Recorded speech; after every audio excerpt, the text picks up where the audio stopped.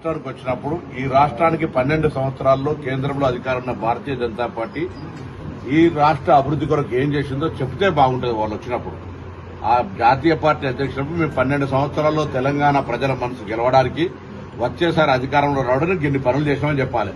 అవి ఏం చేయకుండా 12 ఏళ్ల అధికారంలో కేంద్రంలో ఉండి రాష్ట్రం మీద వివక్ష చూపెట్టి రాష్ట్రానికి అన్యాయం చేస్తూ కాంగ్రెస్ పార్టీని విమర్శ చేయడానికి మాత్రమే పరిమితమైతే అది దురదృష్టకరం. ఆయన రాజకీయ విజ్ఞతకు వదిలేస్తాను. ఎందుకంటే ఒక జాతీయ స్థాయి అధ్యక్షుడు వచ్చినప్పుడు తన యొక్క గౌరవాన్ని కాపాడుకోవాలి.